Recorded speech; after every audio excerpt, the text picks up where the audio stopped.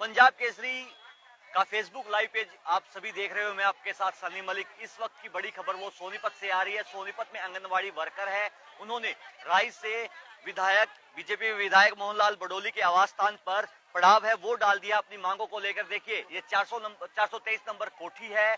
मोहनलाल बडोली विधायक राइस सोनीपत से और मैं आपको तस्वीरें हैं वो लाइव तस्वीरें हैं वो दिखा रहा हूँ।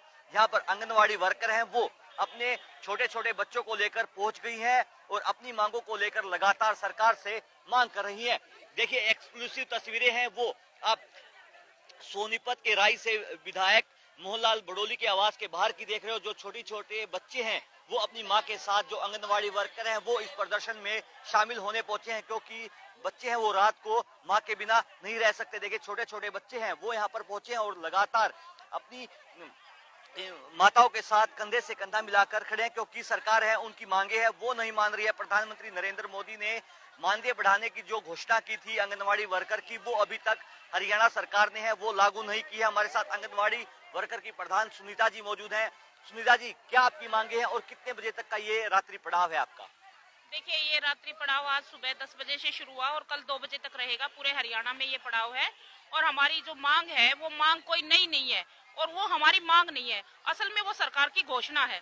प्रधानमंत्री जी ने घोषणा की आंगनबाड़ी के मानदेय को दोगुना करने की। हमारे हरियाणा के मुख्यमंत्री जी ने विधानसभा में कहा कि इनको कुशल और अर्धकुशल का दर्जा देंगे और बावजूद उसके उस घोषणा को लागू नहीं कर रहे हैं। हमारी मांग तो पक्का होने की है। हमने 40 साल हो गए सर्विस देते हुए विभाग को और 40 साल में सरकार ने अभी तक तो हमें जो है मानदेय पर वॉलंटियर्स बना के रखा है। हमारी मांग तो कर्मचारी बनने की है, लेकिन सरकार तो अपनी घोषणाओं को लागू नहीं कर रही। फिर हमारी मांग पे तो अगली बात है और सरकार जो है लगातार दमन का रास्ता अपनाकर हमें डराना चाहती है, धमकाकर हमें घर भेजना चाहती है।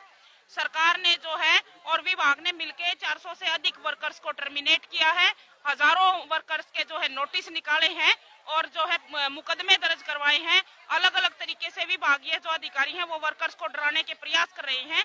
हम सरकार से कहना चाहते हैं कि दमन के रास्ते से किसी आंदोलन को दबाया नहीं जा सकता है। सरकार ने जो समझौता किया है उसको लागू करे। जो घोषणाएं स्वयं प्रधानमंत्री मुख्यमंत्री ने कर रखी हैं उनको सरकार लागू करे। हम सरकार से मांग कर रहे हैं कि दमन का रास्ता छोड़ दो। जो आपने घोषणा करी है, जो समझौता कर रखा है, आप उसको जो है लागू करो।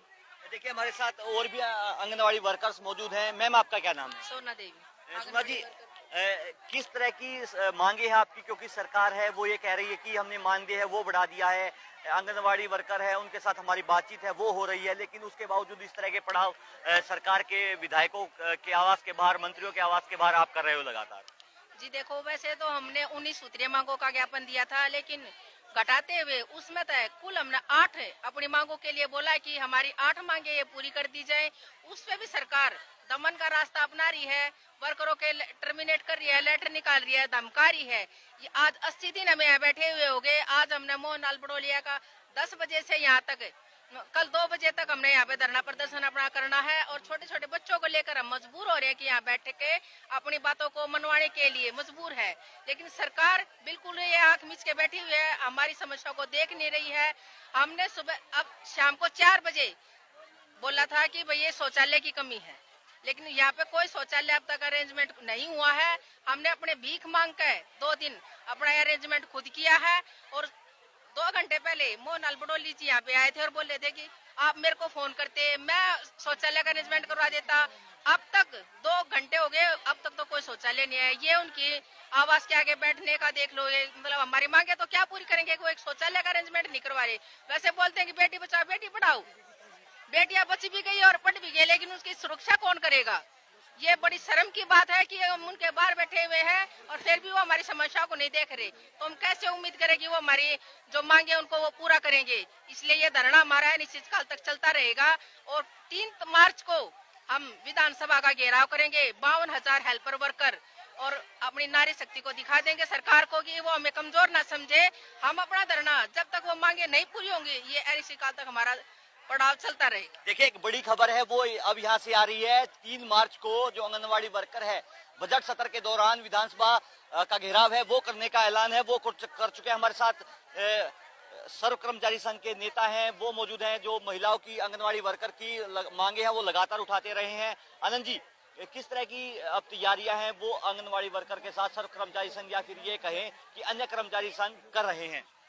ये सिट्टू सर्व कर्मचारी संघ और AIUTC से संबंधित anganwadi workers union helpers union आंदोलन कर रही है और आंदोलन को आज 80 दिन हो गए हैं और सरकार ने हर किस्म के हथकंडे एकता को तोड़ने का, यूनियन को तोड़ने का, मुकदमे दर्ज करने का, डिसमिस करने का, नोटिस देने का, गांव में जाके सरपंच को ग्रामीण जनता में इनके खिलाफ प्रचार करने का हर तरह के हथकंडे सरकार ने अपनाए हैं। उसके बावजूद भी आंगनवाड़ी की वर्कर्स हेल्पर्स अपनी लड़ाई में डटी हुई हैं और न केवल डटी हुई हैं, जो बेटी बचाओ बेटी पढ़ाओ का नारा दे रही थी सरकार, आज उस सरकार के दरवाजे पे हजारों हजार आंगनवाड़ी की वर्कर्स हेल्पर्स रात के समय में भी, ठंड के मौसम में इनके आवासों के बाहर बैठी हैं, सड़कों के ऊपर। आनंद जी 3 तारीख का बड़ा ऐलान है वो आप कर रहे हो। विधानसभा स्तर जब शुरू होगा तो विधानसभा का घेराव होगा चंडीगढ़ में,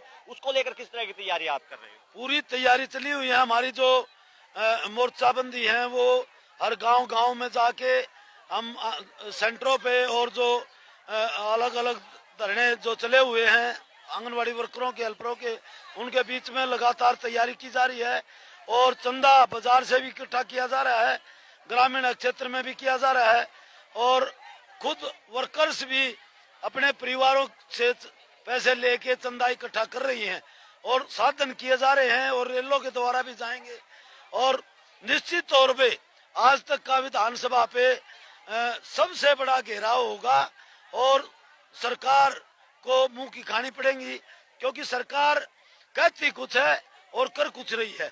लड़कियों में पूरा हौसला है और तैयारी के साथ वो किसी से मुकदमों से, नौकरी जाने के भय से डर नहीं रही है और सरकार समझती है कि लंबे आंदोलन में ये टूट जाएंगी।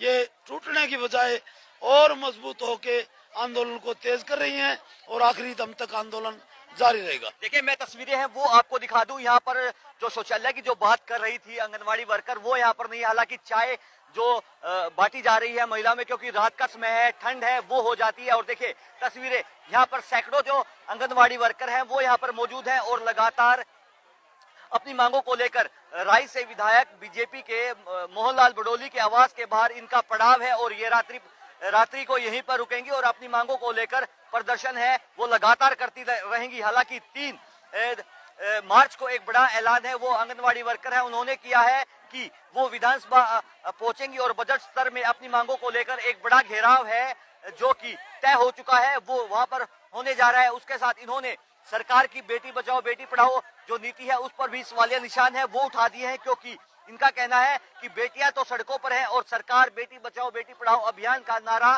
केवल दे ही रही है। बेटियों को ना तो पढ़ने दिया जा रहा है और ना ही बेटियों को बचाने में सरकार कोई अहम रोल निभा रही है। उसके अलावा स्पष्ट तौर पर महिलाओं का कहना, जो प्रधानमंत्री नरेंद्र मोदी ने ऐलान किया था मानदेय बढ़ाने का, उनकी मांगों को पूरा करने का, सरकार उनको जल्द से जल्द लागू करे। और देखिए बुजुर्ग जो आंगनबाड़ी वर्कर हैं यहाँ पर मौजूद हैं और इस रात जो ठंड है वो अब लगातार बढ़ेगी, क्योंकि दिन तो गर्म हो रहे हैं हरियाणा में, लेकिन जो रात के समय जो ठंड है उनमें यहाँ पर बैठने के लिए इन्होंने पूरी व्यवस्था है वो कर ली है। घरों से अपने चादर लेकर आई है और टेंट है वो लगा दिया गया है और आज पूरी रात्रि है वो यहाँ पर ये अपनी मांगों को लेकर प्रदर्शन करेंगी और 3 मार्च को सभी आंगनबाड़ी वर्कर है वो विधानसभा सत्र के दौरान विधानसभा का घेराव करेंगी। ज्यादा जानकारी के लिए बने रहिए पंजाब केसरी के साथ।